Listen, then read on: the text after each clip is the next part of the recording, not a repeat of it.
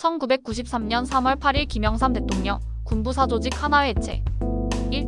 하나회의 탄생과 군부 독재의 시작. 1. 박정희와 하나회의 결성. 1960년대 1961년 516 군사정병 쿠데타로 정권을 잡은 박정희는 군 내부의 충성을 확보하기 위해 육군사관학교육사 출신 장성들 중심으로 사조직 하나회를 조직함. 하나회는 육사 11기생을 중심으로 결성되었으며 박정희와 같은 경복 출신이 다수 포함됨.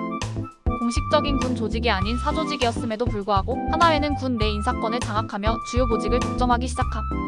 2026 사건 이후 1212 쿠데타. 1979년 10월 26일 박정희가 중앙정보부장 김재규의 총에 암살되자 하나회는 급속히 움직임.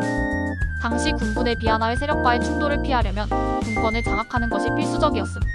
1979년 12월 12일 전두환 노태우를 중심으로 하나회 세력이 군사 쿠데타 1212 쿠데타를 일으켜 군권을 장악함.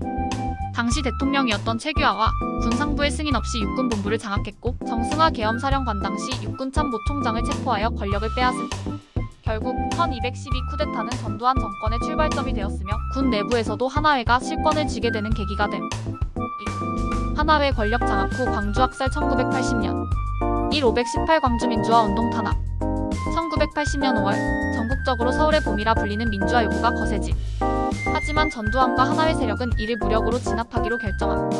5월 17일 전국에 계엄령을 선포하고 군을 동원하여 민주화 인사들을 강제 체포함. 이에 저항하던 광주 시민들이 봉기하자 계엄군 공수부대를 투입해 강경 진압함. 518 광주민주화 운동 과정에서 수백 명 이상의 시민이 학살당했으며 수많은 사람들이 고문과 투옥을 당함. 이 전두환 노태우 정권에서의 군부 독점. 1980년 9월 전두환이 대통령에 취임하며 본격적으로 하나회 중심의 군부 독재를 시작함. 전두환 정권은 하나회 출신 인사들을 군과 정부의 핵심 요직에 배치하며 철저한 독재 체제를 구축함. 1988년 전두환의 후계자로 또 다른 하나회 핵심 멤버인 노태우가 대통령이 되면서 하나회는 정권을 연장함.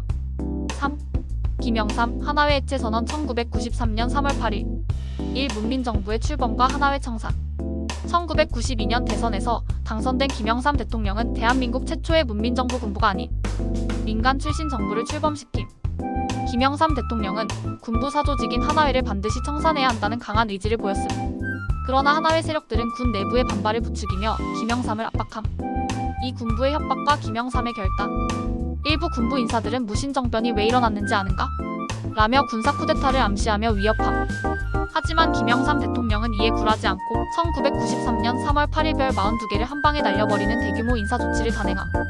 하나회 소속 주요 장성 14명을 전격적으로 예편 강제 전역시키며 군 내 하나회 세력을 완전히 와해시킴. 이 과정에서 김영삼 대통령은 개가 짖어도 벽차는 달린다 라는 말을 남기며 하나회 세력의 반발을 무시함. 4. 하나회 해체 역사적 의의. 김영삼 정부의 하나회 해체 조치는 군 내부의 사조직이 대한민국 민주주의를 위협할 수 없다는 강한 메시지를 남김. 이후 군부는 정치 개입을 점차 줄이며 문민통제민간 정부가 군을 통제하는 체제의 기틀이 마련됨. 전두환 노태우도 퇴임 후 부정부패 혐의와 518 학살 책임으로 수감되는 등 하나회 세력은 점점 몰락함. 오늘의 역사. 김영삼과 하나회 해체의 의미. 1993년 3월 8일 김영삼 대통령은 대한민국 현대사에서 가장 중요한 군 개혁을 단행하며 군부 독재의 마지막 잔재인 하나회를 해체했습니다. 김영삼 대통령의 결단으로 이루어진 주요 변화. 군부 사조직 하나회 해체. 문민정부 시대 개막. 군의 정치 개입 차단. 군대는 국민을 위해 존재해야 한다는 원칙 확립. 군사 쿠데타의 시대 종결. 더 이상 군부가 정치를 좌우하지 못하는 체제 확립. 이날 단행된 군 개혁은 대한민국이 군부 독재에서 벗어나 민주주의를 정착시키는 중요한 전환점이 되었습니다.